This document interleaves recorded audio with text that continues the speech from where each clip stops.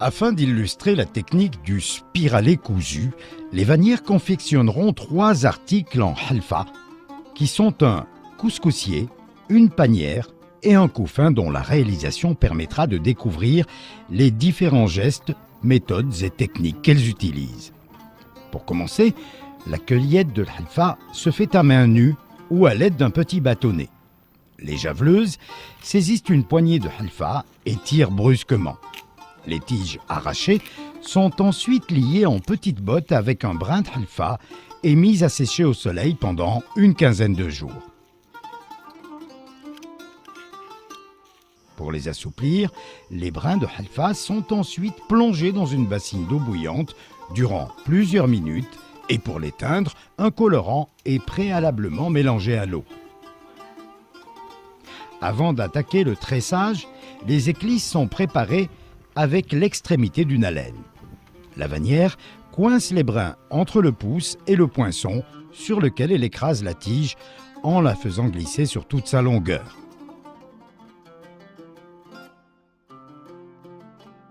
Elle obtient ainsi des brins plats comme des rubans et d'une grande souplesse.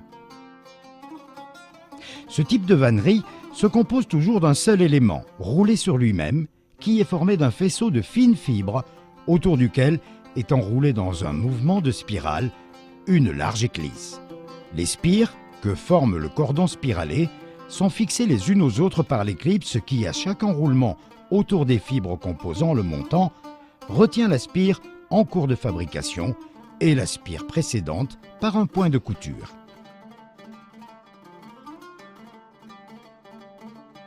Pour démarrer un fond plat de forme ronde, un faisceau de 5 ou 6 tiges est noué au niveau de leur centre, puis plié en deux sur le nœud qui est tassé avec une batte.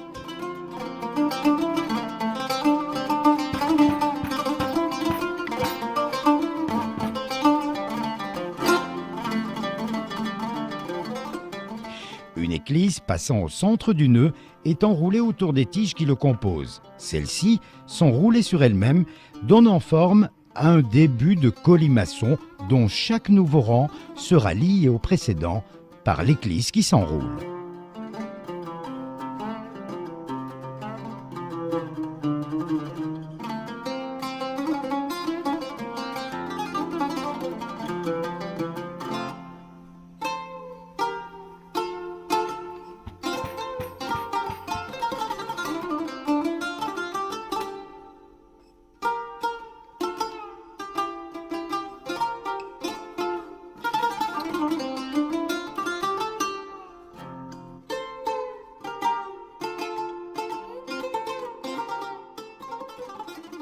Pour démarrer un fond plat ovale, la première éclisse est tout simplement enroulée en spire autour de 5 ou 6 brins de halfa en partant de leur extrémité de manière à les joindre solidement sur un segment nominal et à former un cordon rigide sur cette première partie.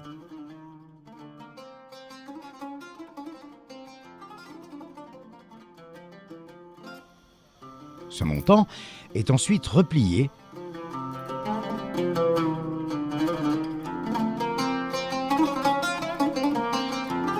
et l'éclisse enroulée en spire autour de la seconde partie est cousue à la première selon le même principe que précédemment.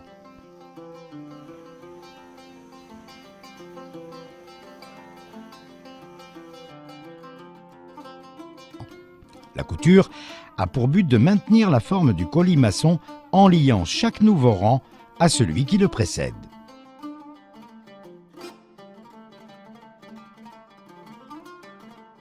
Le poinçon ouvre le passage de l'éclisse sous le lien qui a servi à coudre le rang précédent.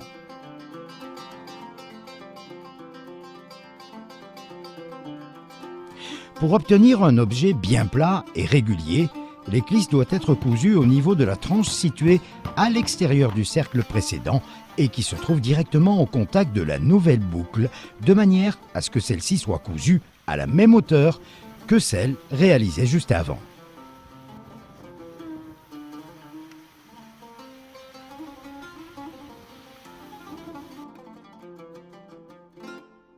Quand le fond a atteint le diamètre désiré, la vannière commence à en enlever les bords. Il lui suffit pour cela de déplacer le point de jonction de la couture entre les deux rangs du cordon spiralé. Ce point est plus ou moins relevé sur l'avant-dernier rang selon l'angle qu'on désire donner à la pièce. Plus le point de couture est relevé, plus cet angle sera grand. En variant ainsi la hauteur des points de couture entre les rangs, on peut donner aux pièces une multitude de formes différentes. Les vannières ajoutent régulièrement un ou deux nouveaux brins au cordon spiralé pour remplacer les tiges qui arrivent au bout et ainsi conserver une épaisseur constante et uniforme. Les raccords entre les éclipses se font en prolongeant celle qui se termine par la nouvelle. Pour cela, la vannière place la nouvelle éclisse entre la dernière boucle formée par le cordon et celle qui la précède. Avec l'index de la main gauche, elle en coince le bout en le maintenant bien serré autour du montant, puis de l'autre main, enroule l'éclisse par-dessus en la faisant passer dans le trou réalisé à la pointe de la laine. Pour bien immobiliser l'éclisse précédente, la vannière en coince le bout orienté vers le dos de l'ouvrage, contre le montant, de manière à faire passer la nouvelle éclisse par-dessus. Elle serre alors cette nouvelle éclisse qui entraîne et bloque la précédente.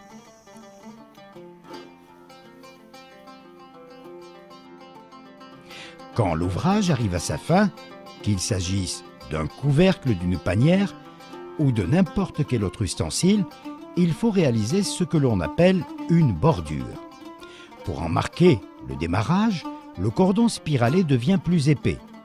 On y insère donc 2 ou 3 tiges de halfa supplémentaires avant de réaliser le dernier rang.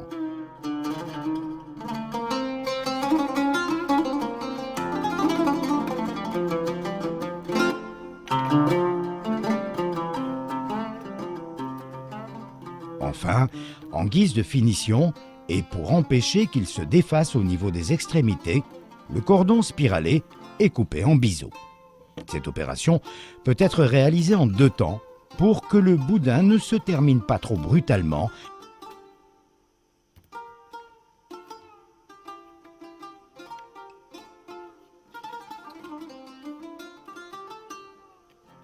Puis, sans faire aucun nœud, la dernière éclisse est enroulée 2 ou 3 fois sur elle-même en revenant sur les dernières spires.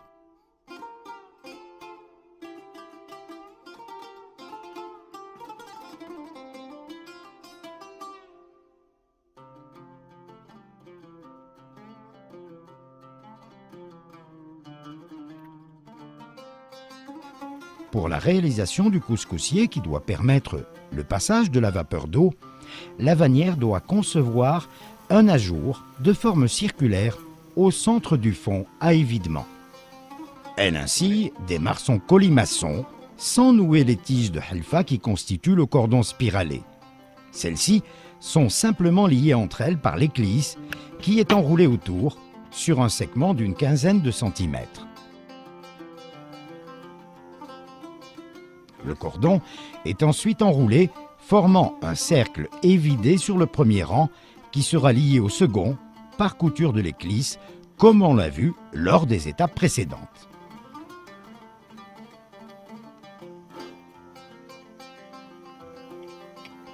Pour réaliser une anse, l'artisane interrompt la couture de cordon spiralé au rang précédent. Elle se contente d'enrouler l'éclisse sur le prolongement du cordon. La taille de ce segment détermine celle de la anse.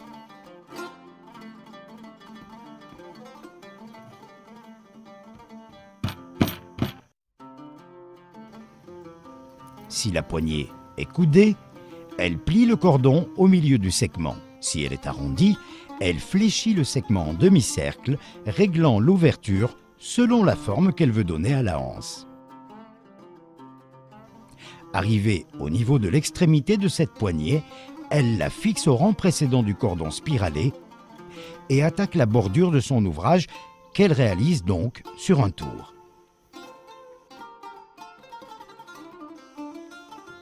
Parvenue au début de la anse, elle poursuit la couture de la bordure sur cette anse, de sorte qu'elle en double l'épaisseur.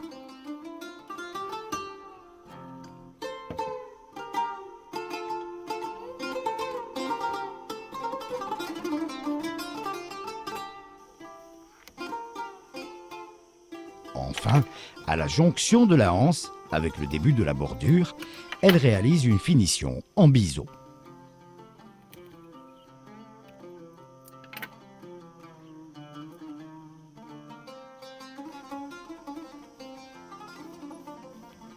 Pour créer un couffin aux parois entièrement ajourées, la vannière a choisi d'espacer les points de couture, ce qui va lui permettre de plier le cordon spiralé en zigzag et d'obtenir ainsi l'effet recherché.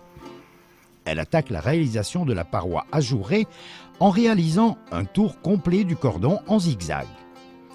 Pour obtenir un résultat harmonieux, elle a fait 10 points de couture à chaque jonction du cordon avec le rang précédent.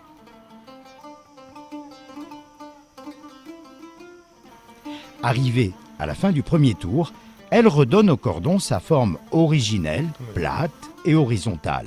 Celui-ci est joint par un nombre régulier de 5 ou 6 points de couture au sommet de chaque vague du rang précédent.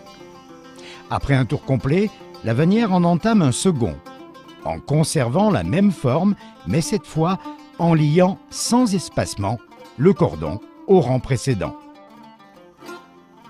Puis, elle entame une nouvelle vague de même taille et forme que la première, et ainsi de suite.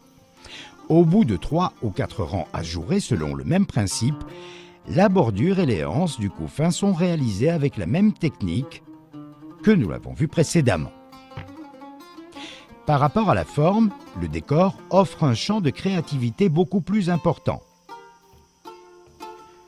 Pour élaborer le décor de cette panière, la vannière va ici disposer de 2 moyens techniques qui sont l'utilisation de fibres végétales de différentes couleurs et la variation des points et des armures. Compte tenu des contraintes de tressage, le tracé des figures basé sur les lignes verticales et horizontales peut se faire en pointillé